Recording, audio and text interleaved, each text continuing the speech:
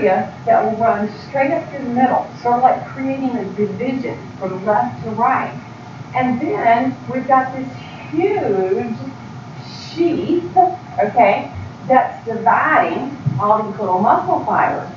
And I guess people have learned with all of these little muscle fiber groups, okay, the exercises that they can do make them do that look. Okay, I personally wouldn't know. Okay, but the look that's like back there on the collar back there. Okay, very defined muscles. All right, I guess they get fixed up. Okay, you see 6 and 8, but I can't.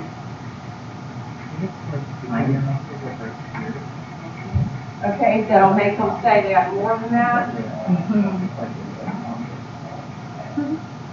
Huh. That's cool.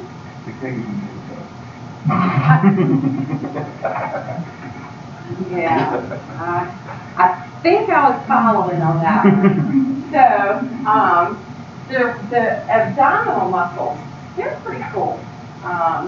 And what really stretches, you know, like with pregnancy and stuff like that, what's stretching is going to be this, like the not just the muscles themselves, but the sheath also, and it's stretching the fibers. And when those fibers, such as the collagen fibers, the elastic fibers, when they stretch past a point that they can't recoil, that's what causes stretch marks. And that actually happens on other areas of the body also.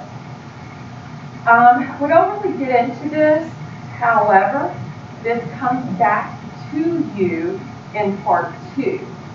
So when you get to the male and the female reproductive chapters, you will come back to the pelvic floor and the perineum muscles. That will come back to you. This begins to go through our upper limb muscles, the arm movement, which the arm movement associates back to the previous chapter, different muscles that are associated with it, how they actually look on a cadaver dissection, which is really kind of cool. Once again, giving you a little bit of information about the rotator cuff. A couple of these you need to be familiar with, because one of them that will actually these 2 right here. These 2 will be very common terms when you hear something about a rotator cuff injury. Okay? The forearm movement, talking about our flexion, our extension that takes place at the shoulder and our elbow movements and that sort of thing. So now, something that I do want to point out about our muscular system, okay? You're going to find, let me get this on the next, yes. You're going to find that we're going to have some muscles that will be listed as either intrinsic or extrinsic. Now, if you know anything about those terms, intrinsic is strictly to the inside. Extrinsic means something to the outside. We actually, in our hands and our feet, we're going to have muscles that will originate and insert within that one area. Meaning, their entire action that they do is strictly for the hands and the fingers only. So if it originates and inserts in that same area, it's an intrinsic muscle. If the muscle exits from the area, which some of the hand muscles do, okay, originating here in the forearm, okay, inserting in the hand, and still affecting the movement. Because if you move your hand, you can actually feel the muscles in your forearm that are associated with that movement, okay? Very fine-tuned. The smaller the muscle, the more fine-tuned the muscle. The larger the muscle, the more bulky the movement. It's really kind of cool. So we'll have intrinsic and extrinsic muscles. Looking at some of the lower limbs, more that I think you have to know some about. Different types of movement, going back to the last chapter again, like our ab and our adduction, the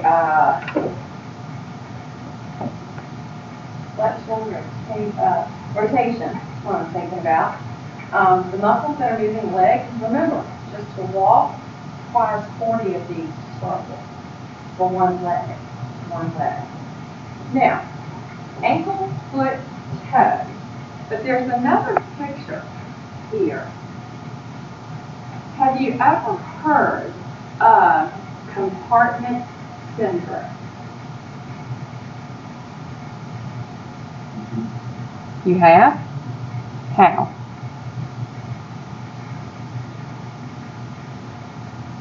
I've heard in. What? I've heard it, but I don't realize. Sports medicine? Right.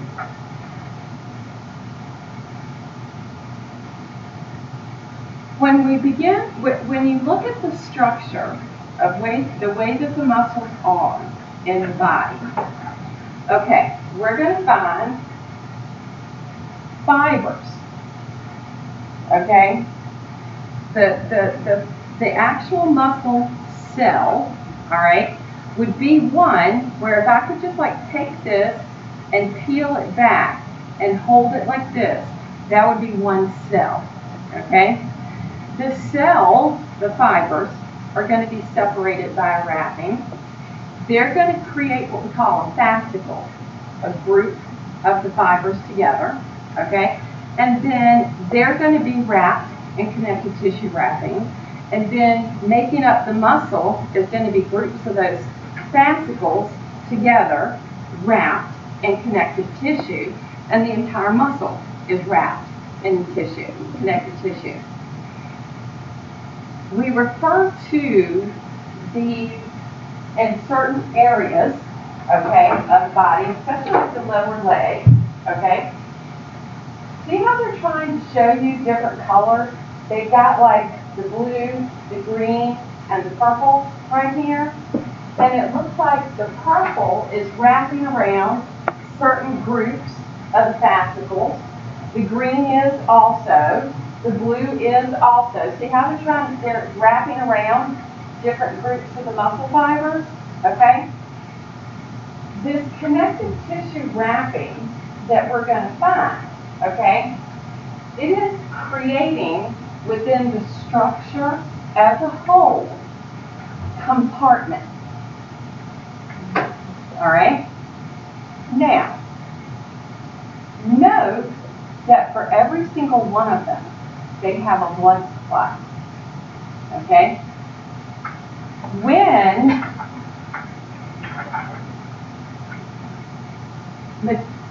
fluids back up within a compartment, think of it backing up in the purple, think of it backing up in the green, think of it backing up in the blue. Okay?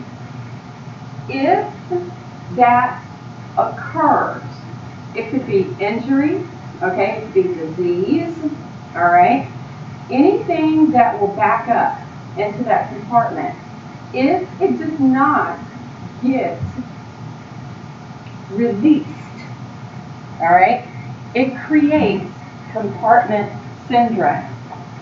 If that happens and the person does not get surgery within 4 hours, the tissue is going to die. Every bit of that muscle that's in that compartment dies. It becomes very painful to the person. That tissue never recovers. Okay? That muscle tissue never recovers. All right? And it's called compartment syndrome. And if it's something that is present, all right, and if something's not done extremely quickly to relieve it, they could lose limbs. Okay, so compartment syndrome is pretty serious, very serious.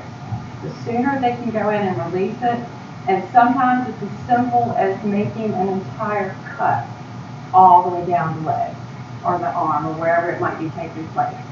Okay, and they have to simply leave it gaping open. They can't close it back up. Not until they resolve the issue of what's causing the back of the fluid in the first place. Okay?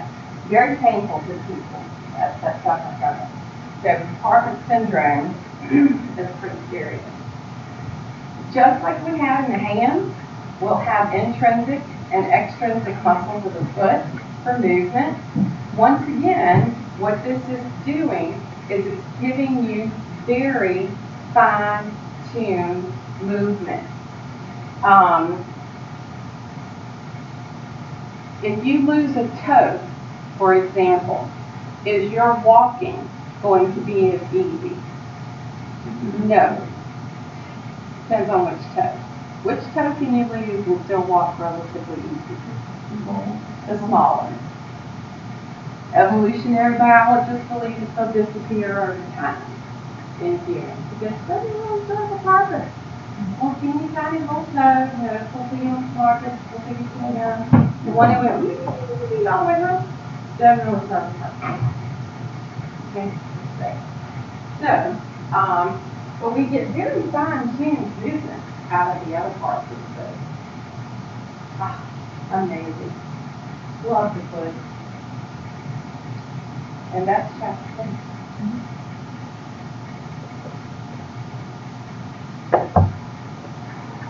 Chapter 11. Let's take a break, get back into group 30. I'm going to do a brief introduction to chapter 11. Because I want to get you started thinking about that.